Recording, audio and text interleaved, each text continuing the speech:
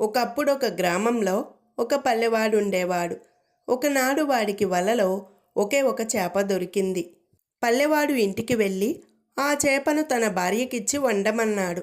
వాడి భార్య చేపను చీల్చేసరికి దాని పొట్టలో నుంచి గోలీకాయి ప్రమాణం గల వజ్రం బయటికి వచ్చింది. ఈ చేపను వండకు, అలాగే ఉప్పులో ఉంచు. నేను వజ్రాన్ని నగరంలో అమ్మి వేలకు వేలు తెస్తాను. తరువాత మనం సుఖంగా ఉండవచ్చు అని భార్యతో చెప్పి పల్లెవాడు నగరానికి బయలుదేరాడు. కానీ దారిలో వాడికొక సందేహం వచ్చింది. వజ్రాన్ని అమ్మటం తేలిక పని కాదు. రత్నవర్తకులు దాని విలువ ఇయ్యరు. తాను పేచీ పెట్టితే రాజభటులకు అప్పగిస్తారు. తనకు వేలకు వేలు రావు సరికదా, కారాగృహ ప్రాప్తి కూడా కలగవచ్చు. అందుచేత పల్లెవాడు ఆ వజ్రాన్ని తీసుకుపోయి కానుకగా ఇచ్చి రాజుగారు ఏమి బహుమతి ఇస్తే అది పుచ్చుకుందామనుకున్నాడు. ఈ నిశ్చయంతో వాడు ఏకంగా రాజభవనానికి వెళ్ళాడు. వాణ్ణి ద్వారపాలకుడు ఆపి లోపలికి వెళ్ళనివ్వక, నీకు రాజభవనంలో ఏం పని అని అడిగాడు. రాజుగారి దర్శనం చేసుకోవాలని అన్నాడు పల్లెవాడు. ద్వారపాలకుడు విరగబడి పెద్దగా నవ్వి, మహారాజుగారు ఈ మొహానికి దర్శనమివ్వకేం అన్నాడు. పల్లెవాడికి ఆవేదన పుట్టుకొచ్చింది. నేనెలాగైనా రాజుగారిని చూసి తీరాలి.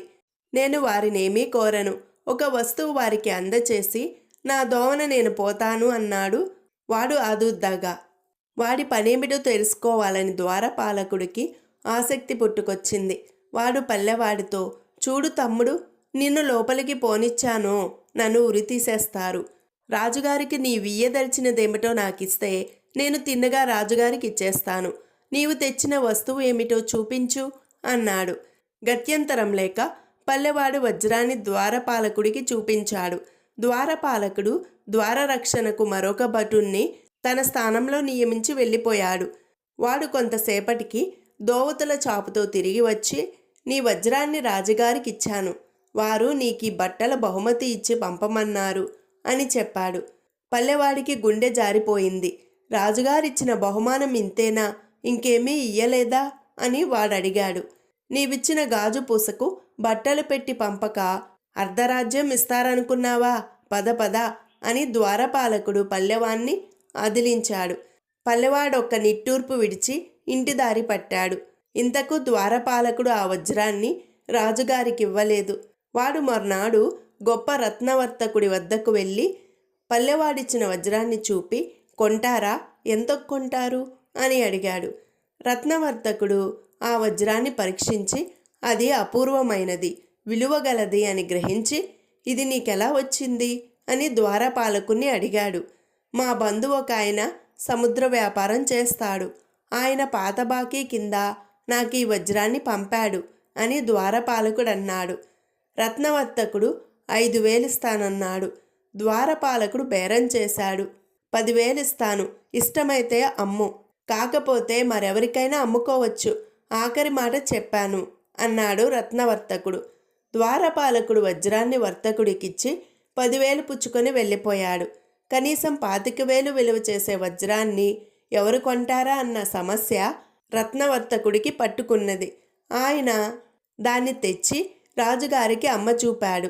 రాజుగారు ఆ వజ్రాన్ని తన ఆస్థాన నిపుణులకు చూపించగా వారు దాన్ని పరీక్షించి దాని విలువ 30,000 దాకా ఉండవచ్చునన్నారు. రాజు ఆ వజ్రాన్ని ఒక పరీక్షకు పెట్టగలనందులకు తన అభ్యంతర గృహంలోకి వెళ్ళాడు. అక్కడ ఒక దేవి విగ్రహం ఉన్నది. రాజుగారు ఏదైనా విలువ వస్తువులు కొనవలసి వచ్చినప్పుడు ఆ దేవి అభిప్రాయాన్ని అర్థించేవాడు. ఆ దేవి తన ఇష్టాయిష్టాలను ఏదో ఒక సంజ్ఞ ద్వారా తెలియచేస్తూ ఉండేది. ఇప్పుడు కూడా రాజు అదే విధంగా ఈ వజ్రాన్ని దేవి వద్దకు తీసుకుపోయి దాన్ని దేవి చేతిపైన ఉంచి కళ్ళు మూసుకొని ధ్యానించాడు. వెంటనే వజ్రం కింద పడిన చప్పుడు వినిపించింది. రాజు మరి 2 సార్లు వజ్రాన్ని దేవి చేతిపై ఉంచి ధ్యానించాడు.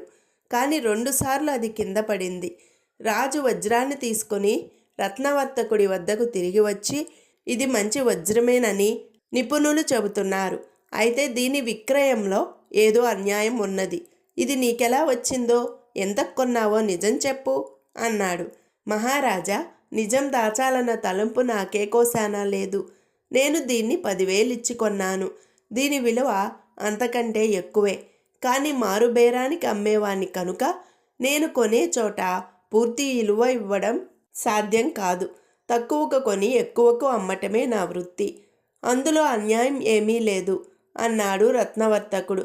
దీన్ని నీకు అమ్మినవాడెవరు అని రాజు అడిగాడు. తమ రాజప్రసాద ద్వారరక్షకుడు అని రత్నవర్తకుడు చెప్పాడు. రాజు ద్వారపాలకుణ్ణి పిలిపించి, నీవీ రత్నవర్తకుడికి ఈ వజ్రాన్ని అమ్మావట, ఇది నీకెలా లభించింది అని అడిగాడు. మహారాజా, మన్నించాలి, ఒక పల్లెవాడు దీన్ని నా వద్దకు తెచ్చి ఇచ్చి ఒక దోవతల చాపు పుచ్చుకొని వెళ్ళాడు అన్నాడు ద్వారపాలకుడు. ఎవరా పల్లెవాడు, వాడి పేరేమిటి అని రాజు మళ్ళీ అడిగాడు.